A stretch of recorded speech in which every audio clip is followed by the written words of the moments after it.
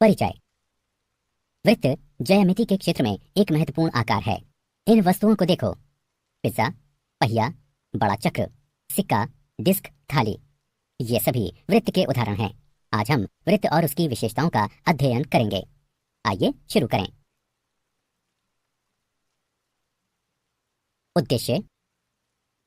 इस पाठ के अंत में आप निम्न करने में सक्षम हो जाएंगे: वृत्त के केंद्र और त्रिज्या को परिभाषित करना, वृत्त के अभियंतर और बहिर्भाग को जानना, वृत्त की जीवा और व्यास को जानना, दीर्घ चाप और लघु चाप का वर्णन करना, वृत्त की परिधि को परिभाषित करना, वृत्तखंड और त्रिज्यखंड में विभेद करना, जीवा द्वारा एक बिंदु पर अंतरित कोण का वर्णन करना, केंद्र से जीवा पर लंब खींचना, बराबर जीवाओं और केंद्र से उनकी दूरी को समझना, वृत्त के चाप द्वारा अंतरित कोण का वर्णन करना, चक्रीय चतुर्भुज का वर्णन करना।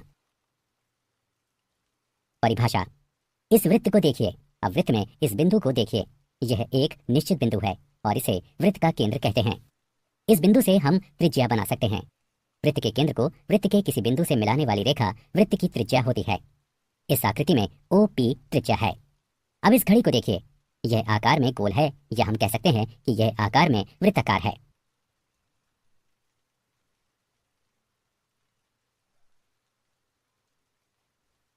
वृत्त का अभियंतर और बहिर्भाग। वृत्त जिस तल में स्थित होता है उसे 3 भागों में विभाजित करता है: अभियंतर, बहिर्भाग और वृत्तीय क्षेत्र। आइए इन्हें एक एक करके देखें। अभियंतर। वृत्त के भीतर का क्षेत्र वृत्त का अभियंतर कहलाता है। बहिर्भाग। वृत्त के बाहर का क्षेत्र वृत्त का बहिर्भाग कहलाता है। वृत्तीय क्षेत्र। वृत्त और इसका अभियंतर क्षेत्र से मिलकर वृत्तीय क्षेत्र बनता है। जीवा और व्यास। यदि आप वृत्त पर कोई 2 बिंदु P और Q लें और उन्हें मिला दें तो रेखाखंड PQ को वृत्त की जीवा कहते हैं। जो जीवा वृत्त के केंद्र से होकर जाती है उसे वृत्त का व्यास कहते हैं। वृत्त की सबसे बड़ी जीवा उसका व्यास कहलाती है। व्यास वृत्त की सबसे लंबी जीवा होती है और त्रिज्या के 2 गुने के बराबर होती है। यहाँ हम देख सकते हैं कि AP एक व्यास है। दीर्घ चाप और लघु चाप। इस आकृति को देखिए, यह एक चाप है। एक चाप वृत्त का भाग होता है, या हम कह सकते हैं कि वृत्त के 2 बिंदुओं के बीच का टुकड़ा चाप होता है। चाप 2 तरह के होते हैं: दीर्घ चाप और लघु चाप। लंबा वाला दीर्घ चाप कहलाता है, यहाँ AQB एक दीर्घ चाप है, और छोटा वाला लघु चाप कहलाता है। AB लघु चाप है। चाप को इस चिन्ह से प्रदर्शित किया जाता है। परिधि, त्रिज्यखंड और वृत्तखंड। किसी वृत्त की परिधि उसकी बाह्य भाग की कुल दूरी होती है। इसे वृत्त का परिमाप कहा जा सकता है। वृत्त के 2 मुख्य खंड होते हैं: पिज्जा खंड और वो खंड जो किसी जीवा से बना हो। पिज्जा खंड को वृत्तखंड कहते हैं और जीवा द्वारा बने हुए वृत्त के खंड को वृत्तखंड कहते हैं। त्रिज्यखंड 2 प्रकार के होते हैं: लघु त्रिज्यखंड और दीर्घ त्रिज्यखंड। त्रिज्यखंड की ही तरह वृत्तखंड भी 2 प्रकार के होते हैं: लघु वृत्तखंड और दीर्घ वृत्तखंड। अब इस वृत्त को देखो, यहाँ 2 चाप बराबर हैं, इसलिए ये दोनों अर्धवृत्त हैं। जीवा द्वारा एक बिंदु पर अंतरित कोण। O केंद्र वाले एक वृत्त में एक रेखाखंड AB और बिंदु C जो रेखा AB पर स्थित ना हो लीजिए। AC और BC को मिला दीजिए। यहाँ AB एक जीवा है और कोण ACB जीवा AB द्वारा अंतरित कोण है, तथा कोण AOB जीवा AB द्वारा केंद्र पर अंतरित कोण है। यदि एक वृत्त में बराबर लंबाई की एक या एक से अधिक जीवा खींचकर उनके द्वारा केंद्र पर अंतरित कोणों को मापें तो हम देखेंगे कि उनके द्वारा केंद्र पर अंतरित कोण भी बराबर हैं। इस संबंध से हमें प्रमेय प्राप्त होता है, जिसके अनुसार वृत्त की बराबर जीवाएं केंद्र पर बराबर कोण अंतरित करती हैं।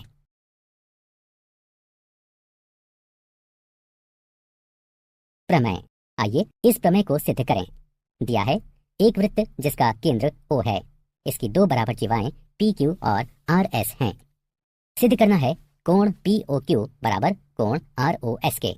उपपत्ति त्रिभुज POQ और ROS में OP बराबर OR, क्योंकि ये दोनों वृत्त की त्रिज्याएं हैं। OQ बराबर OS, ये भी वृत्त की त्रिज्याएं हैं।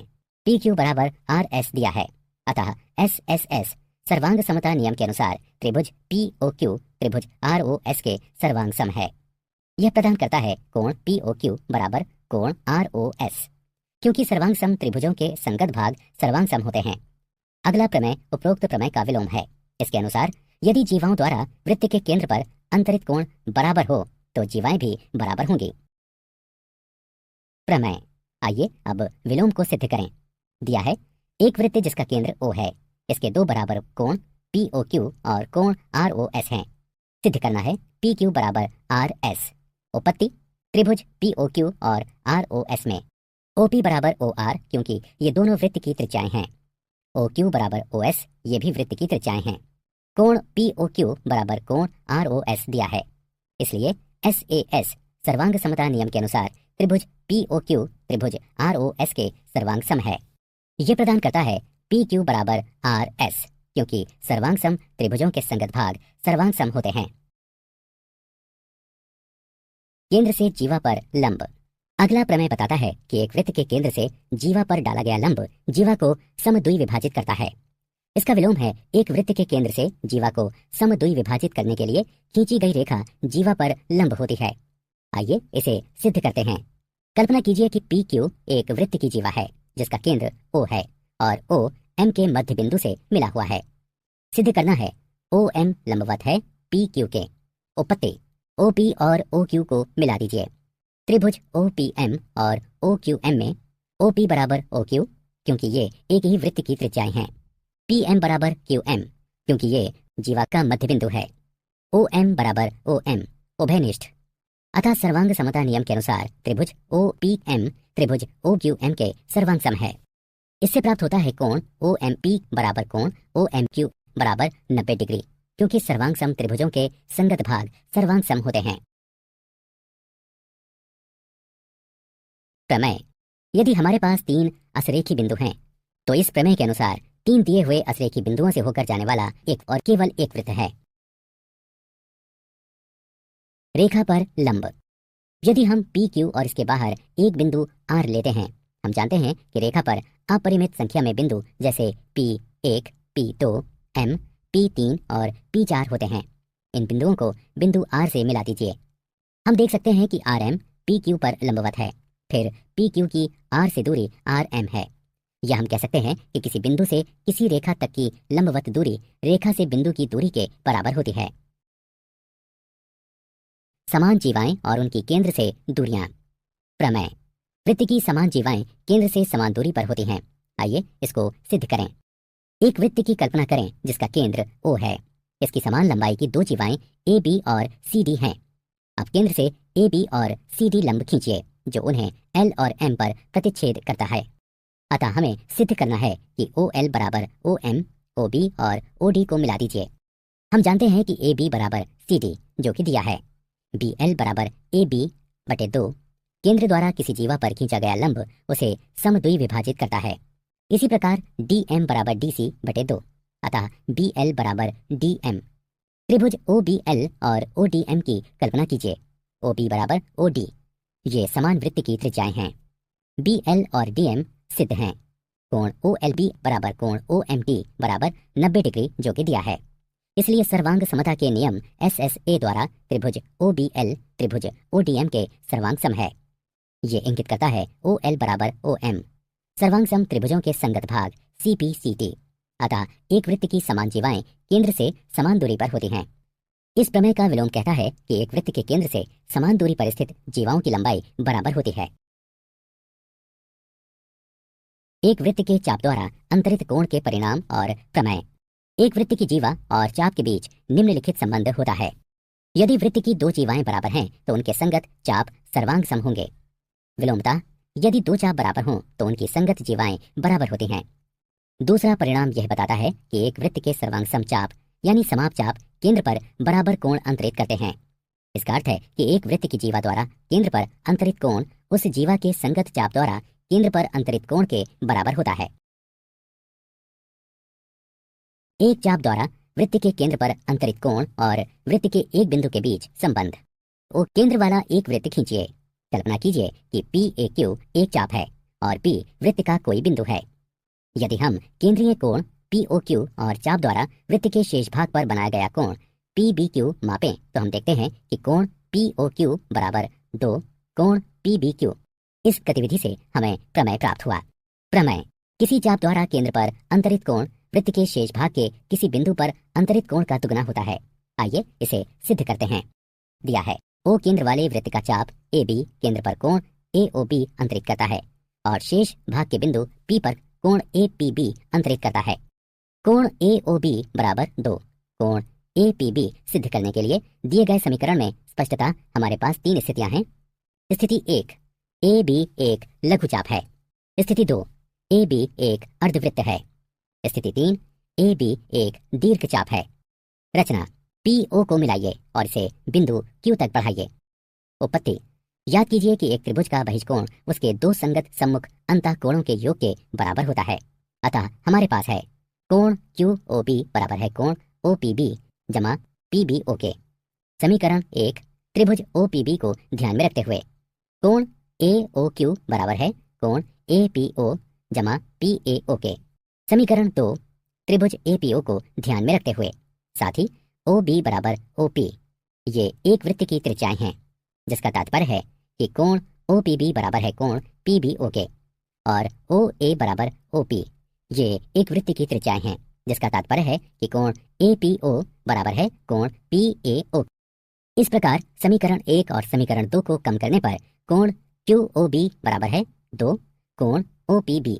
समीकरण 3 कोण AOQ बराबर है 2 कोण APO। समीकरण 4 समीकरण 3 और 4 को जोड़ने पर हमें प्राप्त होता है कोण AOQ जमा कोण QOB बराबर है 2 कोण APO जमा कोण OPB, जिसका तात्पर्य है कि कोण AOB बराबर 2 कोण APB।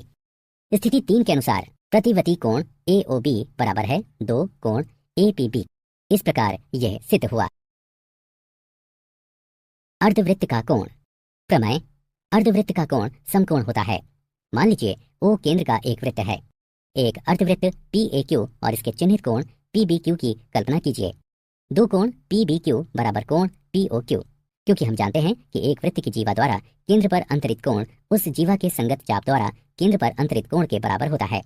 लेकिन कोण POQ बराबर 180 डिग्री, क्योंकि PQ वृत्त का व्यास है। दो कोण PBQ बराबर 180 डिग्री, कोण PBQ बराबर 90 डिग्री। समान वृत्तखंड के कोण। प्रमेय, वृत्त के एक वृत्तखंड के कोण बराबर होते हैं। दिया है O केंद्र वाला एक वृत्त और जीवा PQ या चाप POQ से एक ही वृत्तखंड में अंतरित कोण PRQ और कोण PSQ सिद्ध करना है। कोण PRQ बराबर कोण PSQ। रचना, OP और OQ को मिलाइए। उत्पत्ति, चूंकि वृत्त की जीवा द्वारा केंद्र पर अंतरित कोण उस जीवा के संगत चाप द्वारा केंद्र पर अंतरित कोण के बराबर होता है, इसलिए हमारे पास है कोण POQ बराबर 2 कोण PRQ, इसे एक के रूप में चिन्हित कीजिए, और कोण POQ बराबर 2 कोण PSQ, इसे 2 के रूप में चिन्हित कीजिए। 1 और 2 से हमें प्राप्त होता है 2 कोण PRQ बराबर 2 कोण PSQ, कोण PRQ बराबर कोण PSQ। चक्रीय चतुर्भुज। यदि किसी चतुर्भुज के चारों शेषों से होकर जाने वाला एक वृत्त हो तो उसे चक्रीय चतुर्भुज कहते हैं। इस आकृति में PQRS एक चक्रीय चतुर्भुज है। प्रमेय, चक्रीय चतुर्भुज के सम्मुख कोणों के प्रत्येक युग्म का योग 180 डिग्री होता है। दिया है एक चक्रीय चतुर्भुज ABCD। सिद्ध करना है कोण BAD जमा कोण BCD बराबर कोण ABC जमा कोण ADC बराबर 180 डिग्री। रचना, AC और DB खींचिए। उत्पत्ति, कोण ACB बराबर कोण ADB और कोण BAC बराबर कोण BDC। क्योंकि ये एक ही वृत्तखंड के कोण हैं, इसलिए कोण ACB जमा कोण BAC बराबर कोण ADB जमा कोण BDC बराबर कोण ADC। कोण ABC को दोनों सिरों पर जोड़ने से हमें प्राप्त होता है कोण ACB जमा कोण BAC जमा कोण ABC बराबर कोण ADC जमा कोण ABC। लेकिन कोण ACB जमा कोण BAC जमा कोण ABC बराबर 180 डिग्री, क्योंकि एक त्रिभुज के कोणों का योग होता है 180 डिग्री, इसलिए कोण ADC जमा कोण ABC बराबर 180 डिग्री। इसलिए कोण BAD जमा कोण BCD बराबर 360 डिग्री घटा कोण ADC जमा कोण ABC बराबर 180 डिग्री। इस प्रकार यह सिद्ध हुआ। इस प्रमेय का विलोम भी सत्य है, जिसके अनुसार यदि किसी चतुर्भुज के सम्मुख कोणों के एक युग्म का योग 180 डिग्री हो तो चतुर्भुज चक्रीय होता है। क्या आप जानते हैं, वृत्त केवल एक पक्षीय आकार वाला क्षेत्र होता है। एक सीधी रेखा अपरिमित क्षेत्र वाला एक वृत्त होती है। वृत्त में कोई कोण नहीं होता। एक वृत्त में सममिति रेखाओं की अपरिमित संख्या होती है। सारांश। आइए हमने जो कुछ सीखा है उसे संक्षेप में दोहराएं। एक वृत्त किसी तल के उन सभी बिंदुओं का समूह होता है जो तल के एक स्थिर बिंदु से समान दूरी पर हों। एक वृत्त की बराबर जीवाएं केंद्र पर बराबर कोण अंतरित करती हैं। यदि किसी वृत्त की दो जीवाएं केंद्र पर बराबर कोण अंतरित करें तो जीवाएं बराबर होती हैं। किसी वृत्त के केंद्र से किसी जीवा पर डाला गया लंब उसे समद्विभाजित करता है। केंद्र से होकर जाने वाली और किसी जीवा को समद्विभाजित करने वाली रेखा जीवा पर लंब होती है। एक वृत्त के केंद्र से समान दूरी पर स्थित जीवाएं बराबर होती हैं। एक वृत्त के केंद्र से समान दूरी पर स्थित चाप बराबर होते हैं। 3 असरेखीय बिंदुओं से जाने वाला एक और केवल एक वृत्त होता है। किसी वृत्त के सर्वांग समचाप केंद्र पर बराबर कोण अंतरित करते हैं। किसी चाप द्वारा केंद्र पर अंतरित कोण उसके द्वारा वृत्त के शेष भाग के किसी बिंदु पर अंतरित कोण का दुगना होता है। एक वृत्तखंड में बने कोण बराबर होते हैं। अर्धवृत्त का कोण समकोण होता है। चक्रीय चतुर्भुज के सम्मुख कोणों के प्रत्येक युग्म का योग 180 डिग्री होता है। यदि किसी चतुर्भुज के सम्मुख कोणों के किसी एक युग्म का योग 180 डिग्री हो तो चतुर्भुज चक्रीय होता है।